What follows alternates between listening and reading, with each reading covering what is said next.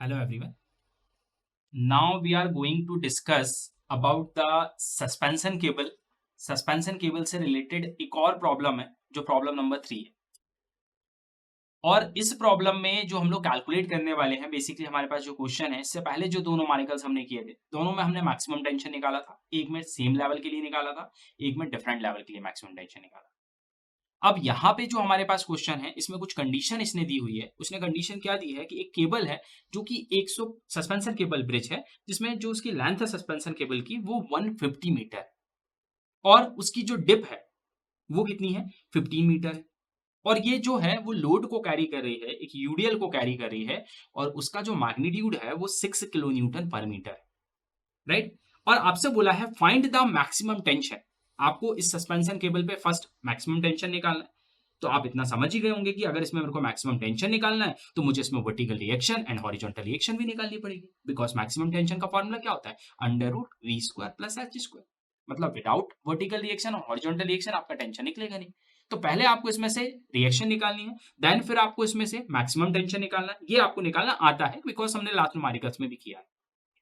But इसके साथ में इसने क्या बोला है, ये सब निकालने के साथ साथ में आपको केबल के ऊपर इंक्लिनेशन भी निकालना है, inclination of the cable at the support also, and find the forces transmitted to the support peer.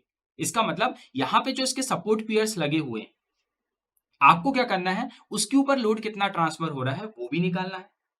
Plus अब जो केबल है वो आपकी जो सपोर्ट के साथ जो एंगल बनाएगी, वो आगे हम लोग देखेंगे डायग्राम बना के कि वो एंगल क्या होता है, उस एंगल को भी निकालना है। और फिर पियर के ऊपर जो मूवमेंट है वो भी आपको निकालना है, जिसमें दो केसेस दिए गए हैं। एक तरफ आपसे बोला गया है कि आप पुली को यूज करिए, जो मैंने फर्स्ट लेक्चर में इसका जो सस्पेंशन केबल का था पुली बताया था मैंने आपको, और दूसरे एंड पे आपसे ये बोल रहा है कि पुली की जगह आप क्या रोलर सपोर्ट को यूज करो। तो दोनों कंडीशन के बेसिस पे आपको क्या करना है, जो फोर्स ट्रांसमिट होंगे पियर्स के ऊपर वो भी फाइंड आउट करना है, राइट। तो चलिए स्टार्ट करते हैं। सबसे पहले हम लोग क्या करेंगे, हमें पता है स्टेप नंबर फर्स्ट में हमें मैक्सिमम टेंशन पूछा है इसने।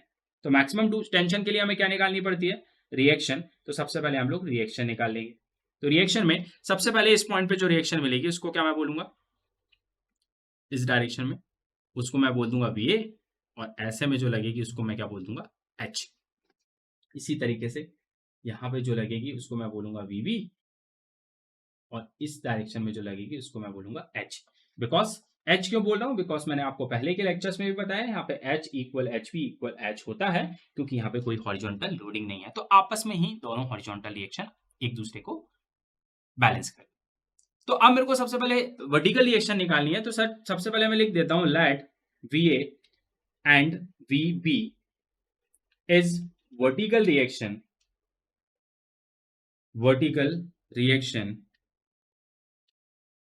एट पॉइंट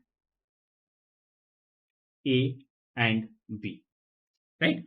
अब मुझे वी ए और वी बी निकालनी है, तो इसके लिए हम लोग क्या करते हैं, इसके लिए हम लोग क्या करते हैं, यहाँ पे सेम लेवल है। लास्ट क्वेश्चन में सेम लेवल नहीं था तो हमने सी के अबाउट मूवमेंट लिया था, बट यहाँ पे सेम लेवल है तो हम किसके अबाउट मूवमेंट ले सकते हैं, बी के अबाउट ले सकते हैं। तो यहाँ पे लिखेंगे taking movement about point B. तो ये हो जाएगी कंडीशन, प्लस का V A into 150 minus 6 into 150 into 150/2 equal 0। ये कंडीशन बनेगी, और यहां से आप वी ए को कैलकुलेट करेंगे तो वी ए जो आपके पास कैलकुलेट होके आएगा वो आएगा 450 किलो न्यूटन, राइट। आपने क्या किया, आप इस पॉइंट पे खड़े थे, वी ए निकालना था आपको, बी के अबाउट मूवमेंट लिया, मतलब बी पे खड़े हो गए। तो बी पे खड़े हैं तो यहाँ से ये वी ए घूम जाएगा clockwise, we A into perpendicular distance ये 150।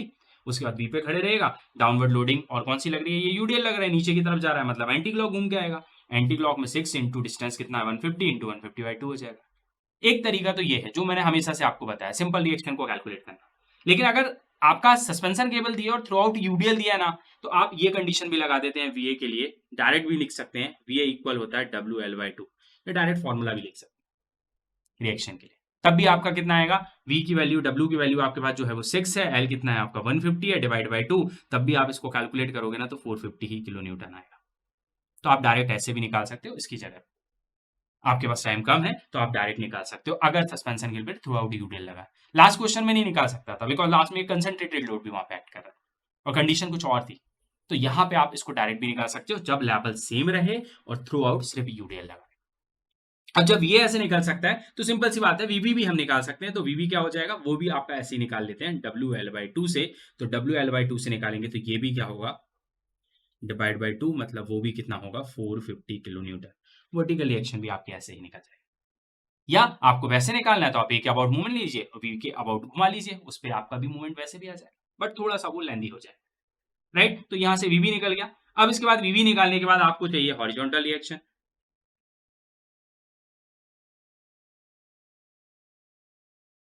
हॉरिजॉन्टल रिएक्शन, हॉरिजॉन्टल रिएक्शन के लिए एक कंडीशन तो ये है कि आप क्या करिए, हॉरिजॉन्टल के लिए जैसे आप सी हिंज के अबाउट मूवमेंट लेते थे ना 3 हिंज आर्च में, वैसे सी के अबाउट मूवमेंट ले लीजिए। तो क्या हो जाएगा, V A clockwise we A into perpendicular distance 150 का हाफ।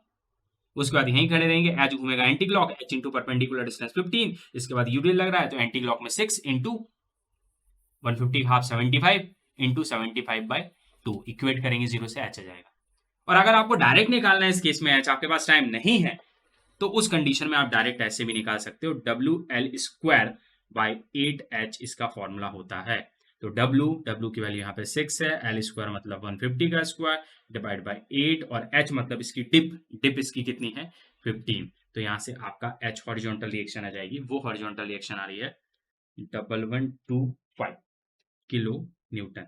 तो आप इसको डायरेक्ट फॉर्मूले से भी यहाँ पे निकाल सकते हैं। अदरवाइज जैसा तरीका आपको मैंने पहले बताया कि सी के अबाउट मूवमेंट लीजिए, लेफ्ट या राइट से कहीं से भी निकाल लीजिए, तो वो भी तरीका है, वैसे भी निकल जाए अगर फॉर्मूला आप भूल जाते हैं तो। अगर फॉर्मूला याद है तो वेल एंड गुड है, आप इससे निकाल लीजिए, थोड़ा और आसान हो जाए। अब जैसे ही आपके पास वर्टिकल और हॉरिजॉन्टल रिएक्शन आ गई है, अब हम मैक्सिमम टेंशन निकाल सकते हैं। मैक्सिमम टेंशन इन केबल, जिसको हम बोलते हैं टी मैक्स। और टी मैक्स का फॉर्मूला क्या होता है, under root V square plus H square के बराबर। राइट, अब यहाँ पे मेरे को मैक्सिमम टेंशन निकालना है, तो अब मेरे को वी कौन सा लेना है। राइट, मुझे वी कौन सा लेना है, तो वी मैं मैक्सिमम वाला लूंगा, बट यहाँ पे तो जितना वी ए है उतना ही क्या है वी बी है, दोनों बराबर है क्योंकि लोडिंग दोनों तरफ बराबर जा रही है, यूडीएल थ्रू आउट लगा है, लेवल भी सेम है, मतलब जितनी रिएक्शन ही आएगी उतनी रिएक्शन ही आएगी। दैट मीन कोई भी ले लीजिए आप, वी ए ले लीजिए, वी बी ले लीजिए, कोई फर्क नहीं पड़ता, और एच ले लीजिए। तो यहाँ से हमने वी ए की वैल्यू पुट करी 450 का स्क्वायर प्लस एच का स्क्वायर, तो एच था आपके पास 1125, उसका स्क्वायर किया तो आपके पास मैक्सिमम टेंशन निकल के आ जाएगा। और वो टी मैक्स की वैल्यू जो आपके पास आ रही है, मैक्सिमम टेंशन, वो आपके पास आ रहा है 1211.7 किलो न्यूटन के बराबर। ये आपके पास आएगा मैक्सिमम टेंशन। तो सबसे पहले स्टेप में तो आपको मैक्सिमम टेंशन ही इसने पूछा हुआ था, वो मैक्सिमम टेंशन हमने निकाल लिया, जो कि सिंपल वे है, जैसे मैंने पहला न्यूमेरिकल कराया था ऑलमोस्ट वही तरीका है। लेकिन अब हमको इसमें जो नेक्स्ट पॉइंट पूछा है स्टेप नंबर 2 की, अगर मैं यहाँ पे बात करूं तो स्टेप नंबर 2 में जाऊंगा, इसमें भी 2 पॉइंट्स हैं।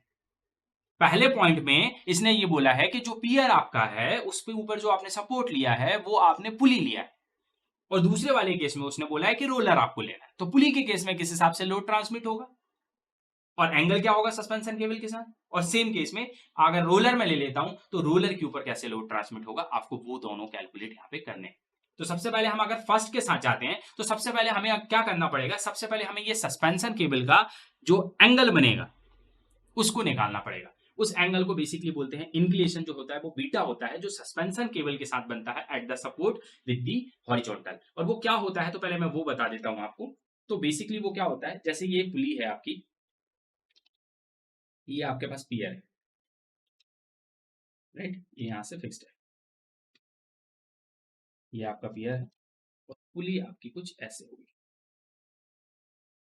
यहाँ पे ये इस तरीके से पुली का कनेक्टेड होगी इससे, और इस पुली के ऊपर से इस तरीके से आपकी केबल गई होगी। तो यहाँ तरफ में जो आई है उस केबल को अपन क्या बोलते हैं, यहाँ से फिक्स्ड हो जाती है, इसको कनेक्ट कर देते हैं, अल्प लोड डिस्ट्रीब्यूट करती है, इसको बोलते हैं एंकर केबल। इसको क्या बोलते हैं, एंकर केबल, जो पियर के लैप में होती है, जो ब्रिज के इस तरफ आती है, राइट। और जो राइट में जाती है यहाँ से इसी के ऊपर से पास होकर ऐसे जाएगी। ये जो केबल होती है इस केबल को क्या बोलते हैं, सस्पेंशन केबल। इसको क्या बोलते हैं, सस्पेंशन केबल, जो कि ये जा रही है, ये सस्पेंशन केबल है, ये इस तरीके से, ये पूरी सस्पेंशन, राइट। तो अब ये जो सस्पेंशन केबल है, और यहाँ पे अगर मैं ये हॉरिजॉन्टल बनाता हूँ, ये मैंने डॉटेड करके हॉरिजॉन्टल बनाया, तो हॉरिजॉन्टल से इस तरफ का एंगल तो दिया है एंगल केबल के लिए, फर्स्ट कंडीशन में ये दिया है कि जो एंकर केबल के साथ जो एंगल बनेगा वो बनेगा 30 डिग्री का इंक्लिनेशन, ये गिवन दिया है क्वेश्चन। लेकिन आपको ये वाला एंगल नहीं दिया कि जो सस्पेंशन केबल जो है वो इस हॉरिजॉन्टल के साथ जो एंगल बनाएगी वो कितना है, तो उसको हम लोग क्या बोलते हैं, बीटा या अल्फा, कुछ भी बोल दीजिए। अगर इसको थीटा बोल रहे हैं तो इसको अल्फा बोल दीजिए, इसको थीटा बोल रहे हैं तो आप बीटा बोल दीजिए, जो आपकी चॉइस है आप वो बोल दीजिए, राइट। तो सबसे पहले तो मुझे ये एंगल निकालना पड़ेगा, तो वो एंगल कैसे निकलता है, इसको बोलते हैं inclination beta of the suspension cable at the support with the horizontal. तो इसको कैसे निकालते हैं, इसके लिए आप कंडीशन लगा दीजिए tan थीटा की, tan बीटा ले रहे हैं तो tan बीटा इक्वल होता है VA बाय H कर दीजिएगा, क्योंकि हम ए साइड से ले रहे हैं तो VA ले लीजिएगा, PV ले लेंगे, उस तरफ से करेंगे तो 450 डिवाइडेड बाय H की वैल्यू थी आपकी 1125, तो यहां से आप बीटा निकाल सकते हैं, ये हो जाएगा tan इनवर्स, और ये हो जाएगा 450 डिवाइड बाय 1125, राइट। तो यहां से आपके पास बीटा आ जाएगा, और वो बीटा आपके पास आ रहा है 21 डिग्री 48 मिनट्स के बराबर, कितना आ रहा है वो बीटा आपको मिल गया, राइट। बीटा निकालना था, बीटा आपको मिल गया। अब आपको क्या बोला है, तो जैसे ही आपको ये एंगल मिलेगा कि सस्पेंशन केबल जो है वो हॉरिजॉन्टल के साथ पियर के ऊपर जो एंगल बना रही है वो बना रही है 21 डिग्री 48 मिनट का। लेकिन इसके साथ में इसने आप क्या पूछा है, इसने ये भी पूछा है कि आपका जो लोड ट्रांसमिट होगा वो कितना होगा, जिसमें आपको वर्टिकल भी बताना है और हॉरिजॉन्टल लोड जो ट्रांसमिट होगा वो भी बताना है। अपन इसको रिजॉल्व किया था ना टेंशन के बेसिस पे, वर्टिकल भी निकला था, इसका हॉरिजॉन्टल कंपोनेंट भी निकला था, मैंने फर्स्ट लेक्चर जो सस्पेंशन केबल बताया था तब बताया था, तो वो भी आपको निकाला है, उसके लिए मैंने फॉर्मूले भी बताए थे, वो फॉर्मूले पुट करने हैं। तो बेसिकली उन फॉर्मूले से वैल्यू पुट करने से पहले मैं एक चीज बता देता हूं, ये क्या है, ये है आपकी पुली, ये क्या है, ये है आपकी पुली। आपका पहला केस पुली वाला है तो अपन ये पुली बनाएंगे। तो ये जो पुली है, पुली में मैंने आपको बताया था फर्स्ट लेक्चर जो इसका था उसमें बताया था कि for this case tension in suspension cable and the anchor cable is same.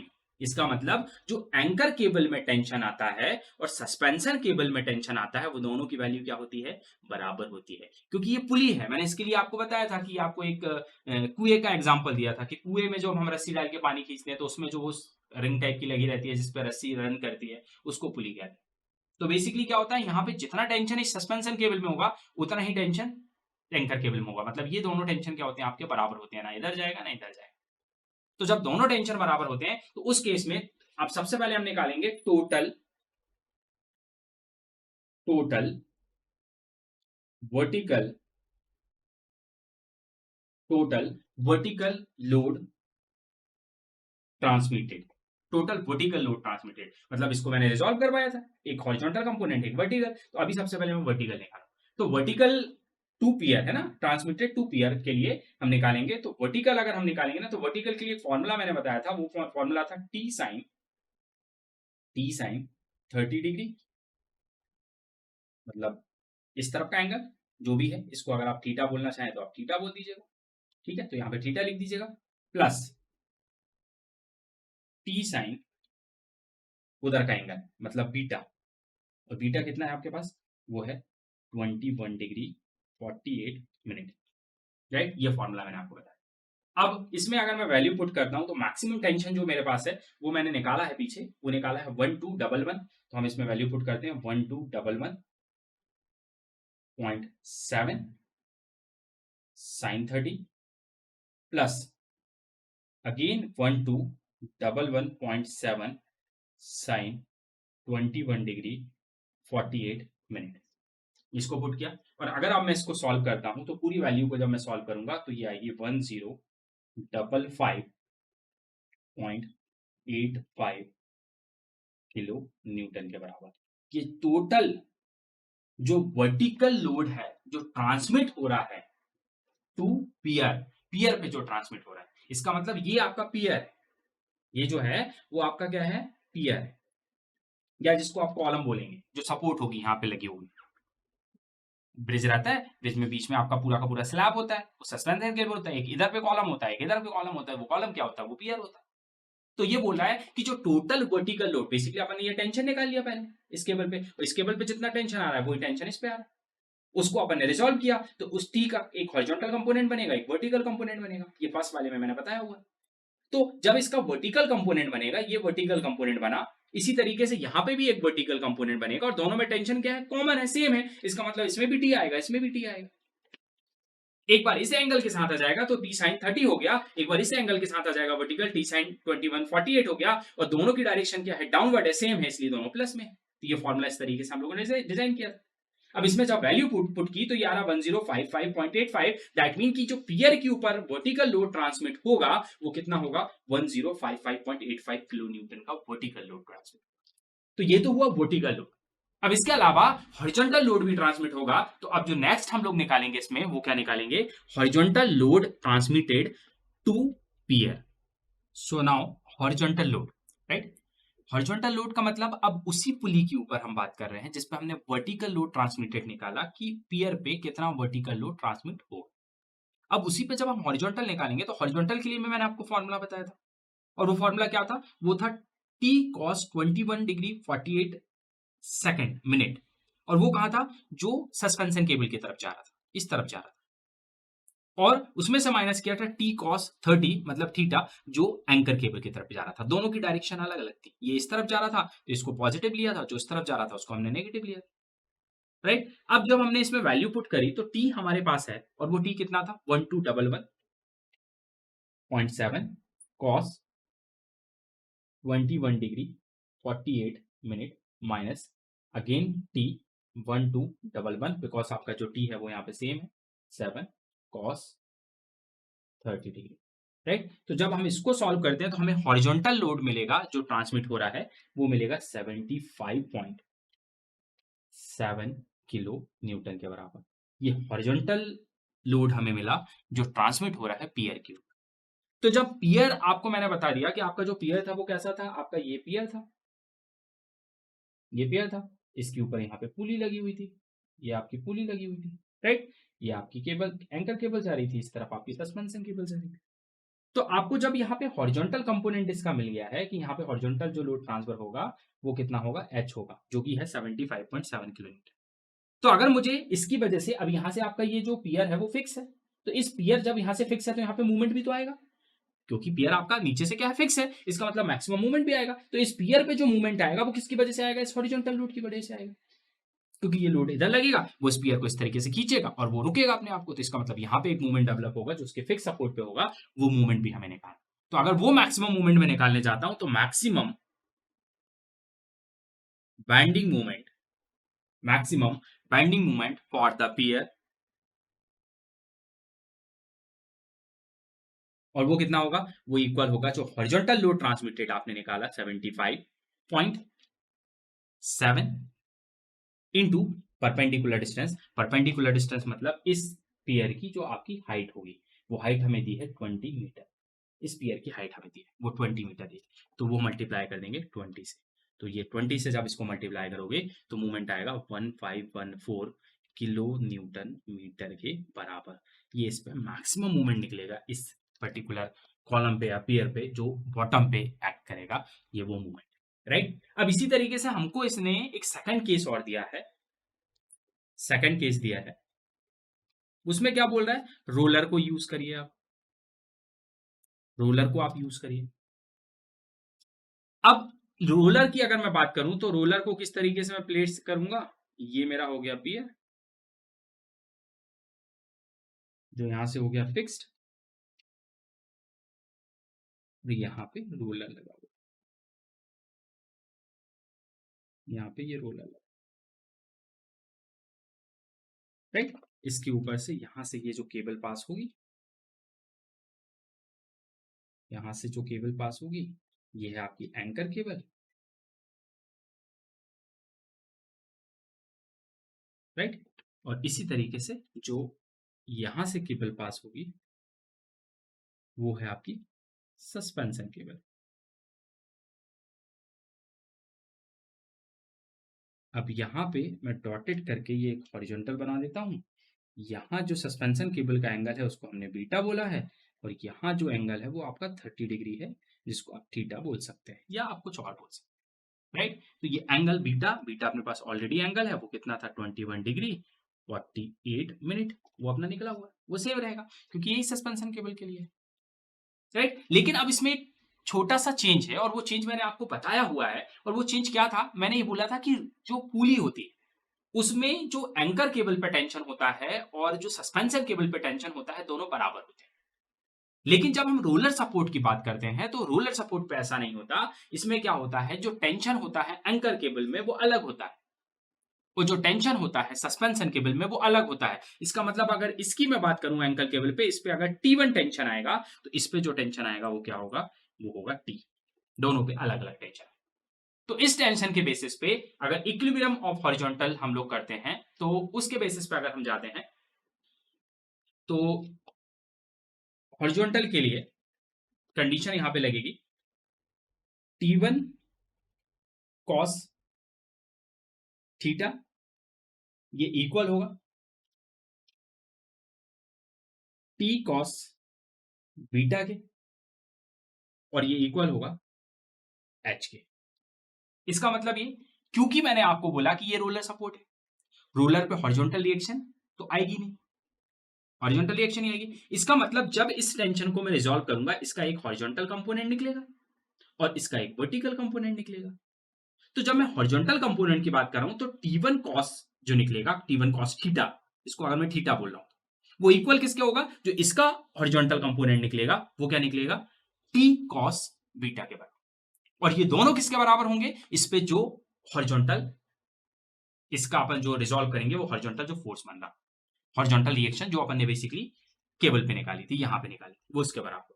और केबल पे हॉरिजॉन्टल रिएक्शन निकाली थी अपन ने 1125 के बराबर, राइट। तो अब मैंने बोला कि ये इसके बराबर होगा, ये इसके बराबर होगा। इसका मतलब अगर मुझे टी तो मुझे पता है, बीटा भी मुझे पता है, थीटा भी मुझे पता है, बट T1 नहीं पता, तो मैं यहां से ये केस लगा के कि T1 cos थीटा इक्वल में H अगर ले लूं तो T1 मुझे नहीं पता, तो मैं लिख सकता हूं T1 equal H by cos theta by the equilibrium forces, right. अब बाय द इक्विलिब्रियम फोर्सेस ये कंडीशन अगर मैंने लिखी तो यहां से मेरा T1 कितना हो जाएगा, T1 हो जाएगा H मेरे पास कितना निकला था, पीछे मैंने निकाली थी हॉरिजॉन्टल जो रिएक्शन निकाली थी वो निकाली थी 1125 डिवाइडेड बाय cos थीटा, तो यहाँ पे cos और थीटा कितना है मेरे पास 30 डिग्री, तो यहाँ से मेरे को T1 मिल जाएगा। और वो T1 कितना आ रहा है, तो वो T1 आ रहा है मेरे पास 1299 किलो न्यूटन के बराबर। इसका मतलब ये हुआ एंकर केबल पे जो टेंशन आ रहा है ना वो आ रहा है 1299 किलो न्यूटन के बराबर। और इस पे जो टेंशन आ रहा है ना वो टेंशन हमने पहले निकाला हुआ था, पहले से निकाला। तो अब हमें इसका जो अलग टेंशन आ रहा है वो मिल गया और इसका टेंशन तो हमने पहले से निकाला टी मैक्स के जो सस्पेंशन केबल पे हमें ये टेंशन मिल गया। अब इसके बाद इस पे ये रोलर है तो इसमें वर्टिकल लोड तो ट्रांसमिट होगा, तो पियर के ऊपर जो वर्टिकल लोड ट्रांसमिट होगा अब हमें वो निकालना है। तो टोटल वर्टिकल लोड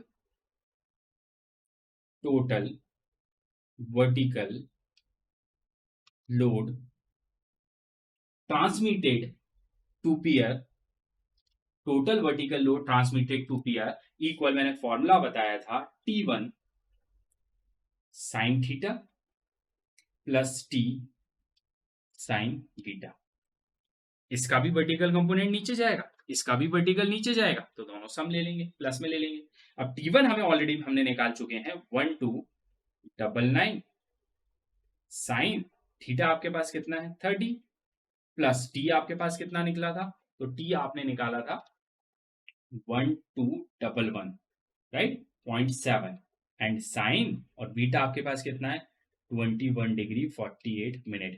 तो यहां से अगर मैं इसको सॉल्व करूंगा तो total vertical load transmitted to pier आ जाएगा in case of roller support. तो यहां से ये जो पूरा कैलकुलेट होके आ रहा है, ये कैलकुलेट होके आ रहा है 1099.5 किलो न्यूटन के बराबर, ये वर्टिकल लोड। तो इस तरीके से हम इसके ऊपर वर्टिकल लोड निकालें। लेकिन बस इतना याद रखिएगा कि जैसे हमने जब पुली की बात की तो वहां पे हमने हॉरिजॉन्टल लोड ट्रांसमिटेड भी निकाला पियर के ऊपर और हमने वर्टिकल भी निकाला। लेकिन जब हम रोलर की बात करेंगे तो यहाँ पे टोटल वर्टिकल लोड ही ट्रांसमिटेड निकलेगा, हॉरिजॉन्टल नहीं निकलेगा। सिर्फ हॉरिजॉन्टल को यूज करके हम यहाँ पे T1 निकालते हैं, बिकॉज यहाँ पे केबल में जो टेंशन होते हैं वो अलग अलग होते हैं। एंकर में अलग होता है और आपकी सस्पेंशन केबल में अलग होता है, राइट। अब अगर मैं आपसे बोलूं, जिस तरीके से आपने इसके ऊपर मूवमेंट निकाला इस बेस के अबाउ, तो अगर मुझे इस पे भी मूवमेंट चाहिए तो मूवमेंट क्या होगा, इस पे जो मूवमेंट होगा, there is no bending movement, no bending movement.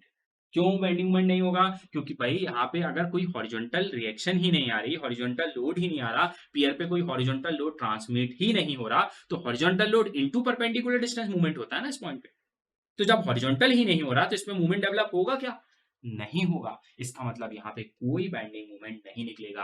तो आपको एक बात याद रखनी है कि जब पुली की बात होगी तो आपके पियर के बॉटम पे मूवमेंट निकलेगा, लेकिन जब रोलर की बात होगी तो उसके बॉटम पे मूवमेंट नहीं निकलेगा, बिकॉज वहां पे कोई भी हॉरिजॉन्टल लोड ट्रांसमिट पियर पे नहीं होता। क्लियर? तो इस तरीके से आप इस क्वेश्चन को कर सकते हैं, जिस केबल में अगर मैं पुली लगा देता हूं तो कैसे करना है, रोलर लगा देता हूं तो कैसे करना है, और वो सब मैंने आपको बता दिया, और उसके अलावा रिएक्शन बता दी, मैक्सिमम टेंशन बता दिया। So thank you so much.